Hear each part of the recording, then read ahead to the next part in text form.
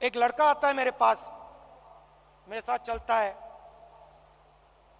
और मुझसे कहता है, राहुल जी मैं आपसे एक सवाल पूछना चाहता हूं। मैंने कहा क्या?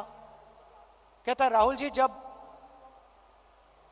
कश्मीर के लोगों को दुख होता है, जब हमारे दिल में चोट लगती है,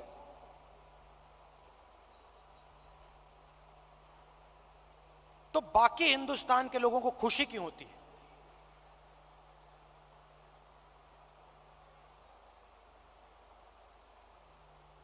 मैंने कहा गलतफहमी में हो, ऐसी कोई बात नहीं है। मैं कन्याकुमारी से यहां तक आया हूं, मैं दावा दे के कह सकता हूं कि करोड़ों लोगों के दिल में यह भावना नहीं है।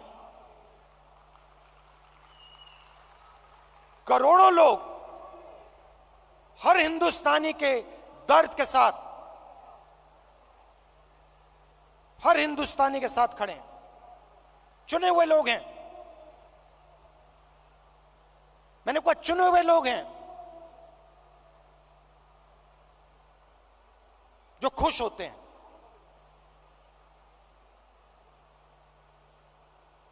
हजारों में होंगे, मगर हिंदुस्तान में करोड़ों लोग हैं। मेरी आंख में आंख मिलाता है, कहता है, राहुल जी आज आपने मुझे बहुत खुश कर दिया, आपने मुझे बहुत खुश कर दिया।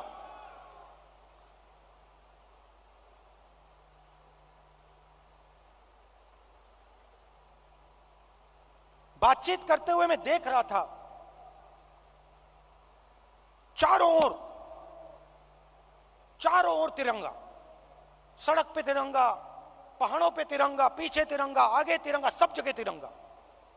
पुलिस वालों ने हमें कहा था कि 2000 लोग आएंगे। मेरे सिक्योरिटी वालों ने सोचा था 2000 लोग आएंगे।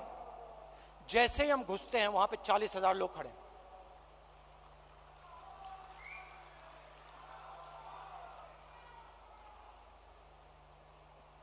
जैसे ही पुलिस वालों ने 40,000 लोगों को देखा, रस्सी छोड़ के भाग गए। हम देख रहे हैं जिसको रोप पार्टी कहते हैं, वो सब गायब हो गई।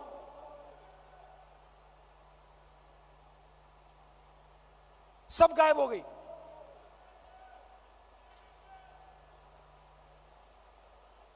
मैं देख रहा था,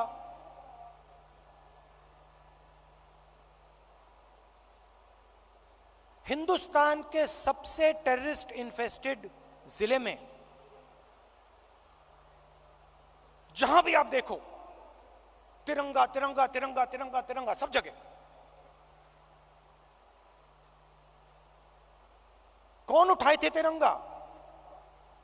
हमारे पास सिर्फ 125 यात्री थे, कश्मीर के लोग तिरंगा उठाए थे। एक ने नहीं उठाया था, हजारों ने उठा रखा था। और यही कहानी पूरे कश्मीर में, अनंतनाग, पुलवामा, जिसको टेररिस्ट इन्फेक्टेड डिस्ट्रिक्ट कहा जाता है, हर डिस्ट्रिक्ट में पहाड़ों पे, सड़क पे, आगे पीछे तिरंगा। किसके हाथ में? कश्मीरी युवाओं के हाथ में।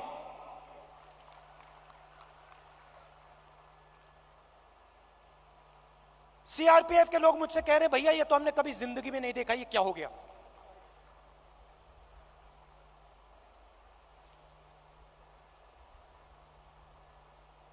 फिर मैं आया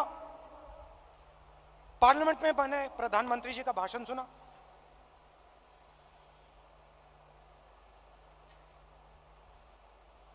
कहते हैं कि मैंने भी जाके लाल चौक में तिरंगा फहराया था।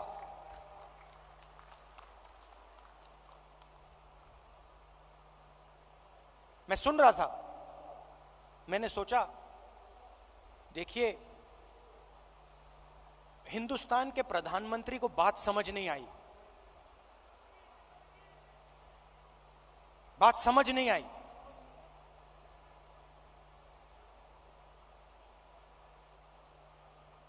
नरेंद्र मोदी जी ने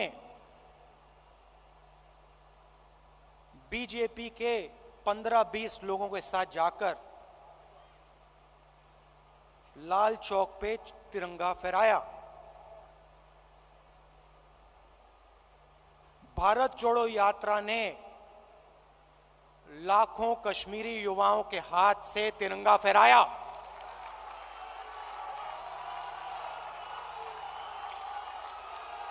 प्रधानमंत्री को फर्क नहीं समझ आया। हमने हिंदुस्तान की भावना, इस झंडे की भावना जम्मू कश्मीर के युवाओं के अंदर डाल दी। आपने अपने झंडे की भावना जम्मू कश्मीर के युवाओं से छीन ली। यह फर्क है हम में और आप में।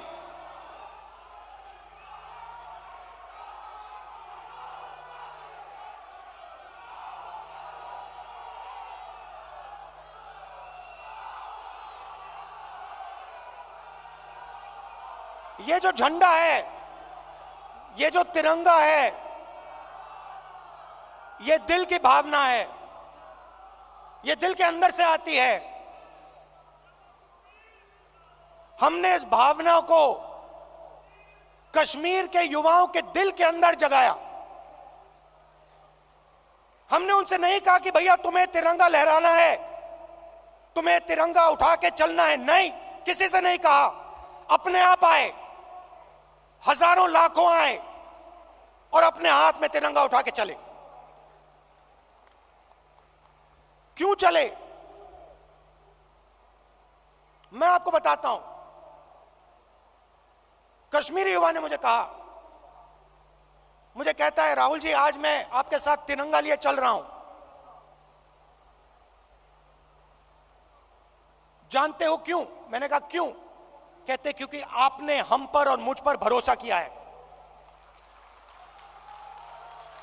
आपने अपना दिल हमारे लिए खोला है और हम अपना दिल आपके लिए खोलेंगे।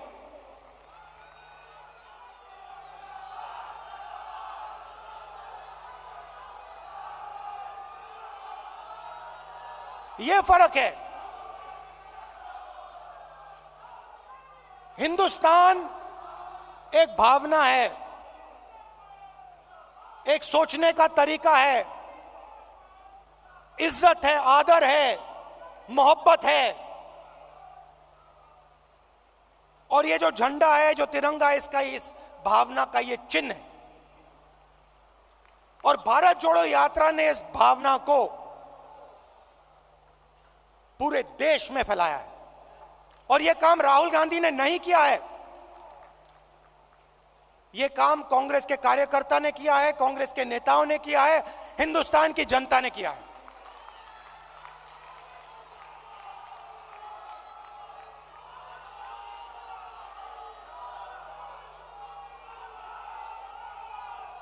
अब देखिए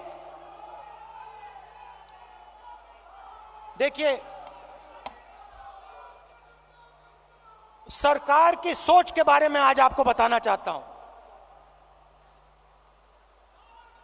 कुछ दिन पहले इंटरव्यू में एक मंत्री ने कहा कि चाइना की इकोनॉमी हिंदुस्तान की इकोनॉमी से बड़ी है, तो हम उनसे कैसे लड़ सकते हैं। चाइना की इकोनॉमी हिंदुस्तान की इकोनॉमी से बड़ी है, तो हम उनसे कैसे लड़ सकते हैं।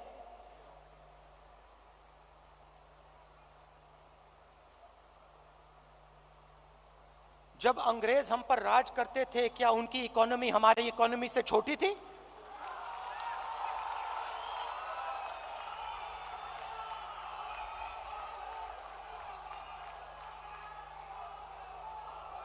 लड़ाई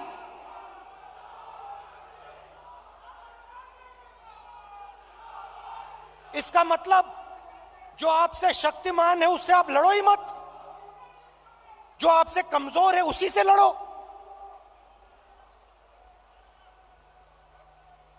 इसको कायरता कहा जाता है।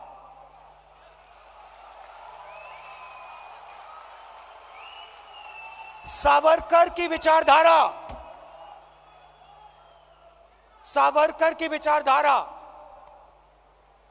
अगर जो आपके सामने आपसे तगड़ा है, मजबूत है, तो उसके सामने अपना सिर झुका दो, मत्था टेक दो।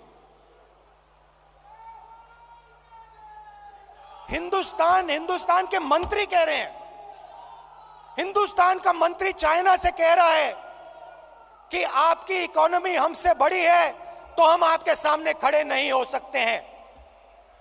इसको क्या नेशनलिज्म कहते हैं? इसको देशभक्ति कहते हैं क्या? ये कौन सी देशभक्ति है? ये कौन सी देशभक्ति है?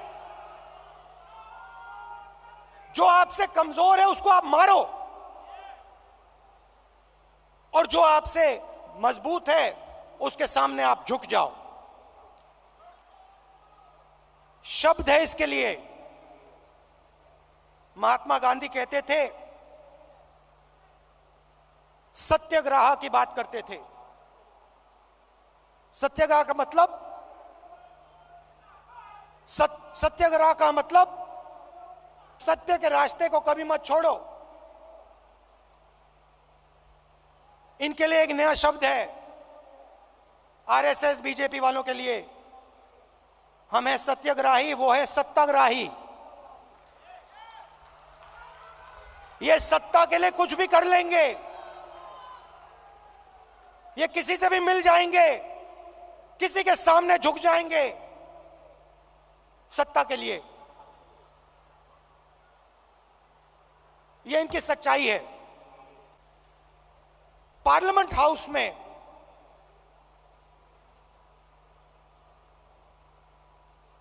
मैंने एक उद्योगपति पे आक्रमण किया, अदानी जी पे मैंने आक्रमण किया। मैंने कहा कि अदानी जी 609 नंबर से दूसरे नंबर तक कैसे पहुंचे? आपकी जो फॉरेन पॉलिसी बनती है, चाहे वो बांग्लादेश हो, चाहे वो इजराइल हो, ऑस्ट्रेलिया हो, श्रीलंका हो, सब जगह उनको फायदा मिलता है। इजराइल में सारे के सारे डिफेंस के कॉन्ट्रैक्ट मिल गए। श्रीलंका में एक व्यक्ति कहता है कि राजापाक्सा जी ने उन्हें कहा कि नरेंद्र मोदी जी ने दबाव डालकर अदानी जी को कॉन्ट्रैक्ट दिलवाया। तो मैंने सिर्फ एक सवाल पूछा, नरेंद्र मोदी जी, आपका अदानी जी से रिश्ता क्या है? मैंने और कुछ नहीं कहा। मैंने सिर्फ सवाल पूछा, भैया बता दो रिश्ता क्या है।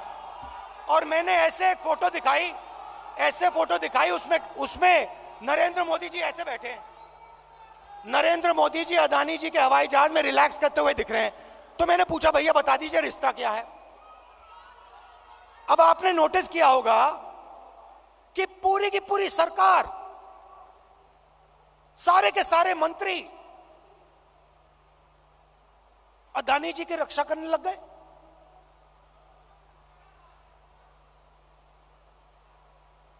अदानी जी की रक्षा करने लग गए। कहते हैं जो अदानी जी पे आक्रमण करता है वो देशद्रोही है। मतलब अदानी जी देश के सबसे बड़े देशभक्त बन गए। और बीजेपी और आरएसएस इस व्यक्ति की रक्षा कर रही है। सवाल यह उठता है, रक्षा क्यों कर रही है? क्या है इस अदानी में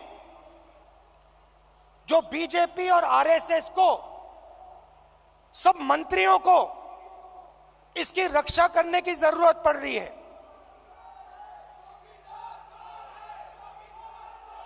नहीं, सुनिए, और सबसे बड़ा सवाल ये जो शेल कंपनीज हैं,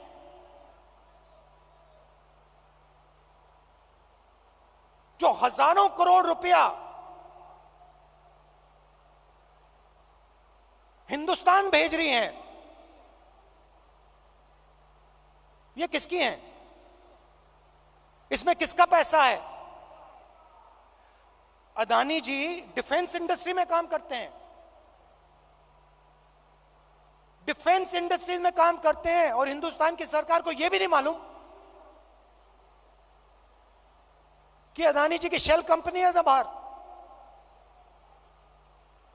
इसमें इन्वेस्टिगेशन क्यों नहीं हो रहा? जेपीसी क्यों नहीं हो रही?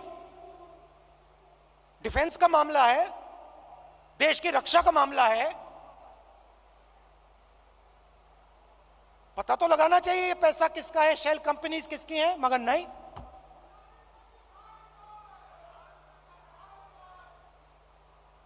तो ये बहुत बड़ा सवाल है। एलआईसी का इन्वेस्टमेंट है, उनका नुकसान हुआ है। ऑस्ट्रेलिया में फोटो दिखती है, नरेंद्र मोदी जी बैठे हैं, स्टेट बैंक चेयरमैन बैठे हैं, वहां के चीफ मिनिस्टर बैठे हैं, अदानी जी बैठे हैं एक मेज पर। स्टेट बैंक $1 बिलियन का लोन दे रहा है। नरेंद्र मोदी जी उस मेज पे क्यों बैठे हैं? क्या लेना देना नरेंद्र मोदी जी का स्टेट बैंक और अदानी के बीच में? क्या लेना देना? तो ये सवाल है, और ये सवाल मैंने पूछे, नरेंद्र मोदी जी से पूछे, बहुत सीधा जवाब था, कोई रिश्ता नहीं है। सिंपल सा जवाब था। हमने पूछा रिश्ता क्या है, नरेंद्र मोदी जी कह सकते थे कोई रिश्ता नहीं।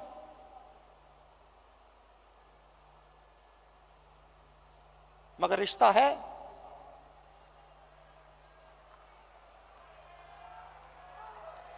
रिश्ता है।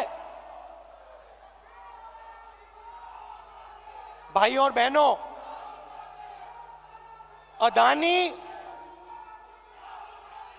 अदानी जी और मोदी जी एक हैं।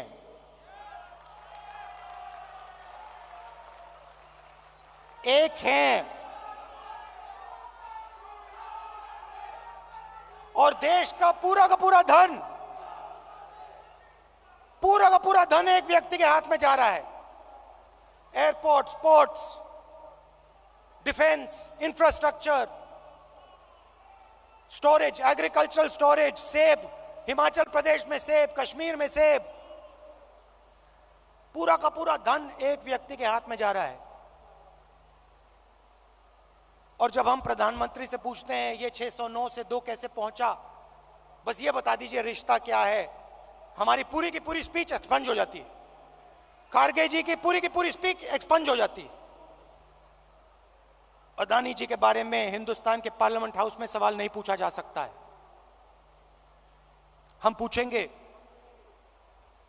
एक बार नहीं, हजारों बार पूछेंगे, रुकेंगे नहीं।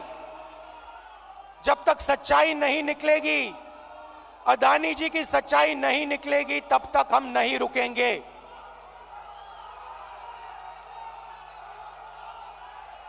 क्योंकि, और इसका एक कारण है भाई और बहनों, और खास तौर से जो लोग अदानी जी की कंपनी में काम करते हैं, उनसे मैं कहना चाहता हूं, ये आपकी जो कंपनी है, ये देश को नुकसान पहुंचा रही है। ये देश के पूरे इंफ्रास्ट्रक्चर को छीन रही है। भाइयों और बहनों, याद रखिए,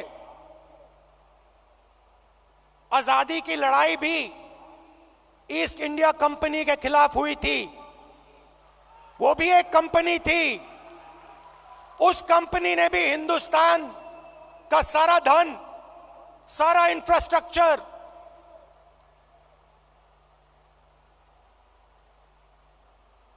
पोर्ट्स सारा का सारा उठा लिया था। इतिहास रिपीट हो रहा है, इतिहास रिपीट हो रहा है। ये देश के खिलाफ काम हो रहा है, और अगर देश के खिलाफ काम होगा तो कांग्रेस पार्टी खड़ी हो जाएगी, लड़ जाएगी।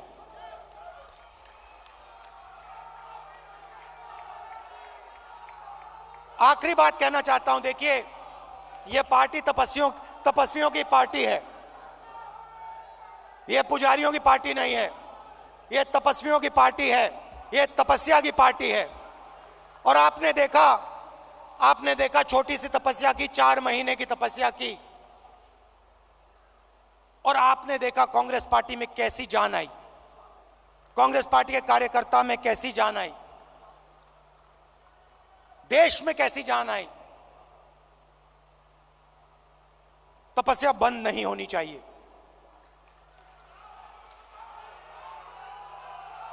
तपस्या बंद नहीं होनी चाहिए, प्रोग्राम चलना चाहिए, तपस्या का प्रोग्राम होना चाहिए, उसमें हर कांग्रेस के कार्यकर्ता को शामिल होना चाहिए, हर नेता को शामिल होना चाहिए।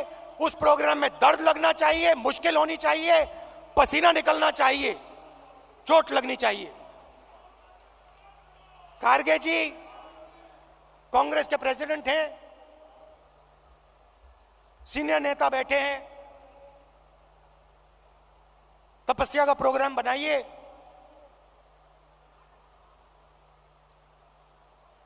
हम सब मिलकर तपस्या में शामिल होंगे, अपना खून अपना पसीना इस देश को देंगे। और जैसे मैं आपको गारंटी देता हूं, जैसे ही हम तपस्या में खड़े हो जाएंगे, पूरा का पूरा हिंदुस्तान हमारे साथ तपस्या में खड़ा हो जाएगा, क्योंकि यह देश तपस्वियों का है।